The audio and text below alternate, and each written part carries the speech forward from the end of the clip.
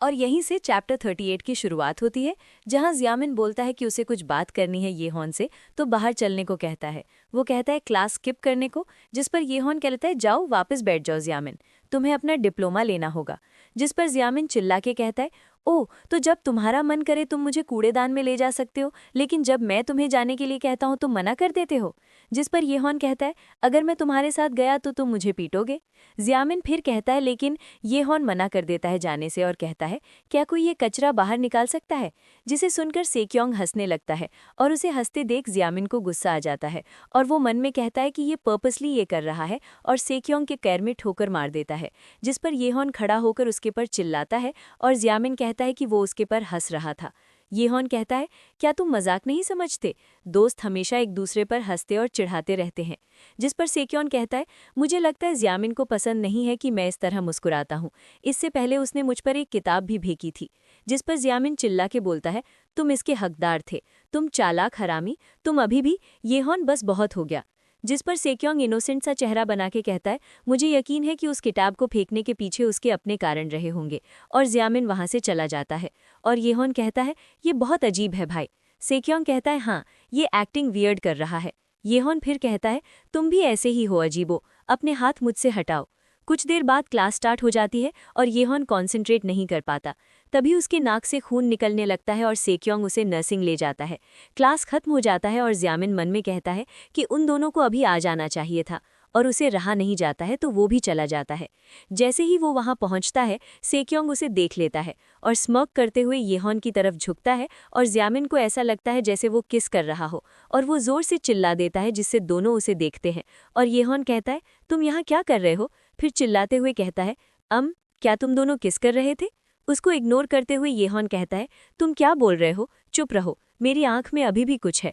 तभी डॉक आती है और उन लोगों को जाने के लिए कहती है। अब वो वहां से जाने लगते हैं और तभी येहॉन मुड़ता है और गुस्से में कहता है उसके साथ पंगा लेना बंद करो। मुझे पता है कि सेक्योंग कभी कभी परेशान कर सकता है, लेकिन इसका मतलब ये नहीं कि तुम उसे धमका सकते हो। जियामिन कहता है तो फिर मेरा क्या। जिस पर येहॉन कहता है आर यू सीरियस, मैंने अभी भी तुम्हें माफ नहीं किया है, क्या तुम भूल जाओगे। मुझे सब कुछ याद है, तुम मत भूलो। अगर तुम कम से कम ये दिखावा भी नहीं कर सकते कि तुमने जो किया है उस पर सोच रहे हो तो चुप रहो। यही एक तरीका है जिससे मैं अब भी तुम्हारे साथ नरमी बरत सकता हूँ, समझे। जियामिन गहराई से सोचने वाला नहीं है।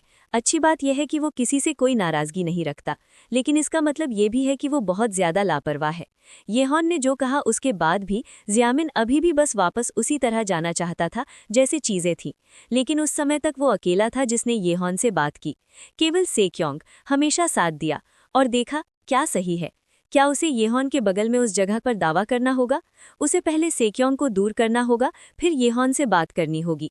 उसे बताना होगा कि वे वापस पहले जैसे हो सकते हैं। उसे याद दिलाना होगा कि बिना हिंसा के वे वास्तव में बहुत अच्छे से साथ रहते थे, है ना। तो शायद।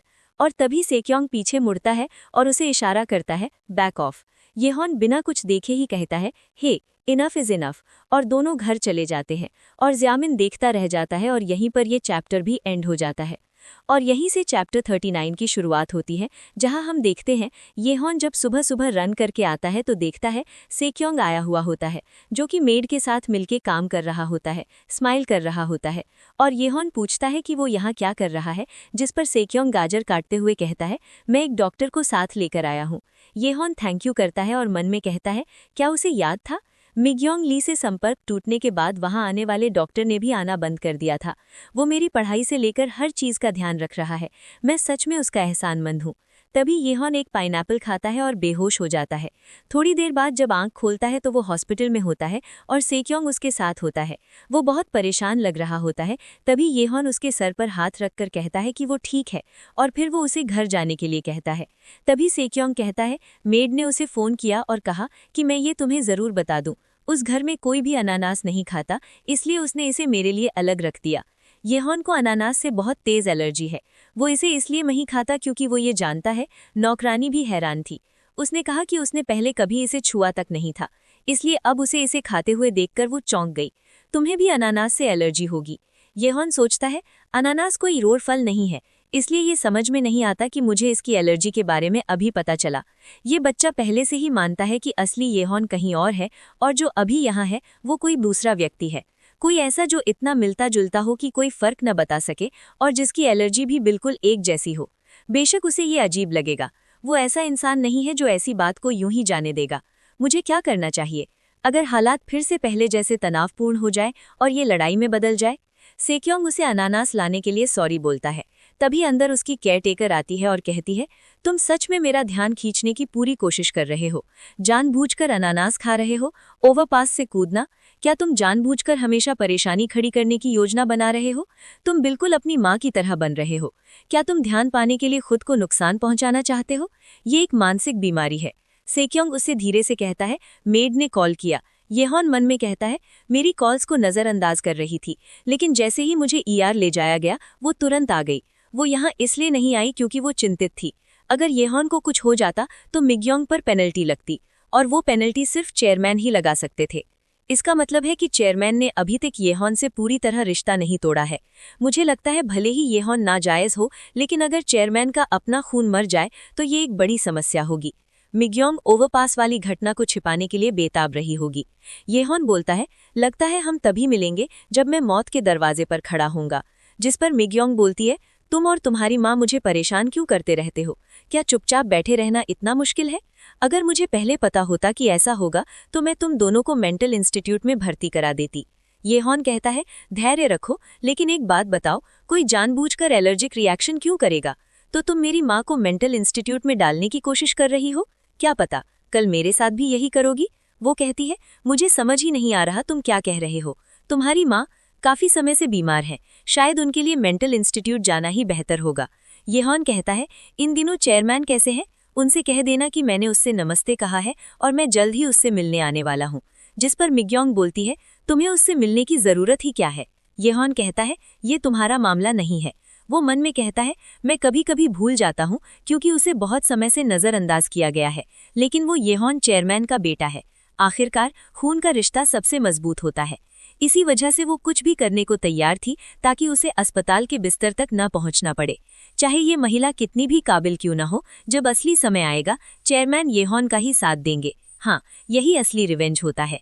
कोई बचकानी हाथापाई नहीं, बल्कि उसे उसकी गलती की कीमत चुकवाना, क्योंकि उसने किसी की जिंदगी पूरी तरह उलट दी है। मिग्योंग, तुम्हारे अपने ही गलत काम आखिरकार तुम्हारे पतन का कारण बनेंगे।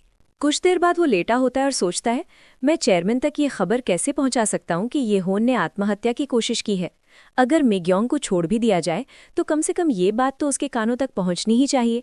कितनी अफसोस की बात है, ये बच्चा अनानास जैसी स्वादिष्ट चीज भी नहीं खा सकता। याह्योन, तुम आखिर हो कहाँ?